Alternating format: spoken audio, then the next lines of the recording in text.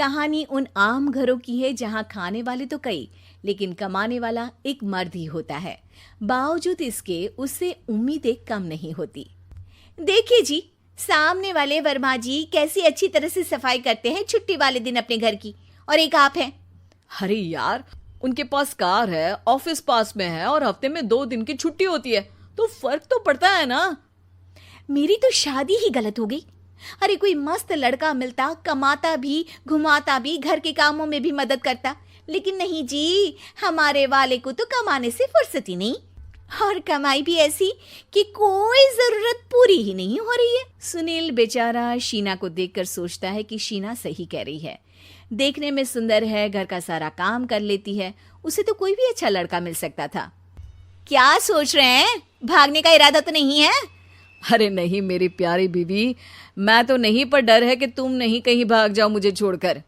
शीला सुनील के मुंह से प्यार भरी बात सुनकर मुस्कुराती है। आप भी ना।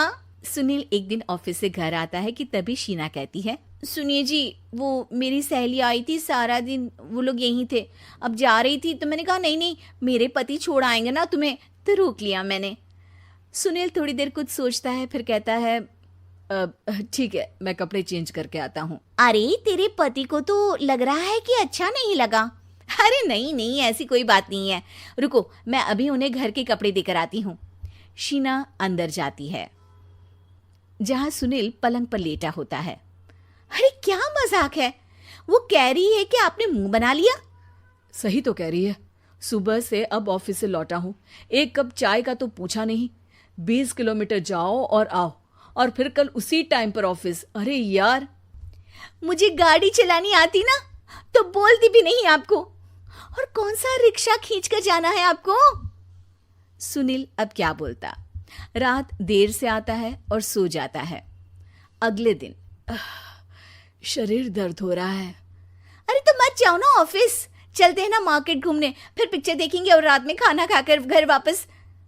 सुनील जब सारे दिन की थकान वाला शेड्यूल सुनता है तो वो सीधे सीधे ऑफिस के लिए तैयार हो जाता है।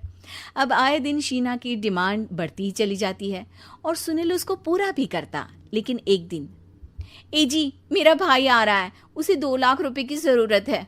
हाँ तो मैं क्या करूँ शीना, मेरे पास इतने रुपए नहीं है। हाँ हाँ पता है नहीं है, लेकिन किसी से लेकर तो दे सकते हो ना।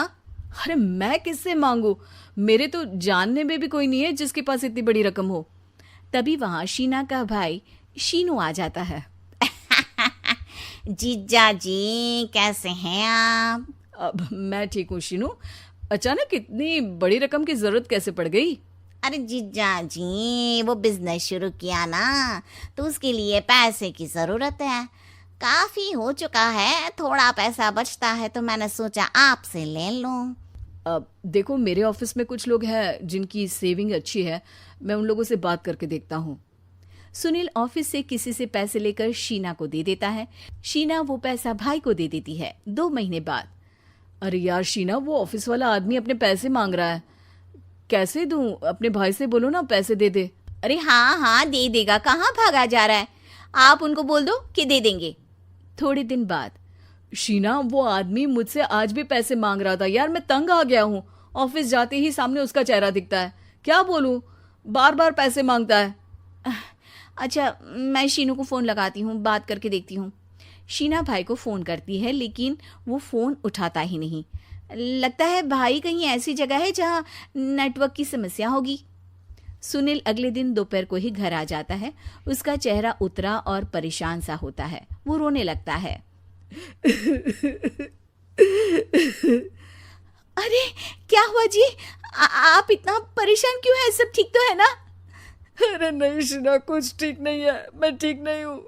तुम्हारे भाई के लिए मैंने जो पैसे लिए थे, उस आदमी ने आज भरे ऑफिस में सबके सामने मेरी बेइज्जती कर दी। सबके सामने आज मैं कर्जदार बनकर खड़ा था। मैंने हर वो प्रयास किया घर चलाने के लिए जो मैं कर सकता था, लेकिन अब नहीं होगा। वो फिर रोने लगता है। अरे आप तो औरतों की तरह रो रहे हैं, मर्द हैं आप। क्यों, आदमी के सीने में दिल नहीं होता, या फिर वो इंसान नहीं बशीर होता है? अरे मैं थक चुका हूँ शीना, तुम समझती क्यों नहीं? मैं भी शारीरिक और मानसिक रूप से थकता हूँ, मैं भी आराम करना चाहता हूँ, सुकून चाहता हूँ। मैं अब कुछ नहीं कर सकता। कुछ नहीं। वो बैठ जाता है। शीना पति को हैरान परेशान देखकर चुप हो जाती है। अगले दिन, सुनिए, ये लीजिए 2 लाख रुपये, उस आदमी को दे दीजिए और बोल दीजिए कि आज के बाद किसी को पैसे के लिए बेइज्जत ना करे। सुनील पैसे देखकर राहत की सांस लेता है।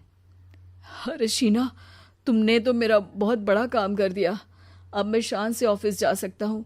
लेकिन ये पैसे आए कहाँ से? ये पैसे मैंने अपने गहनों को गिरवी रख कर लिया है। तुम ठीक रहो, निश्चिंत रहो, मैं बस यही चाहती हूँ। मुझे माफ़ करना, पर अब मैं समझ चुकी हूँ कि मर्द को भी दर्द होता है।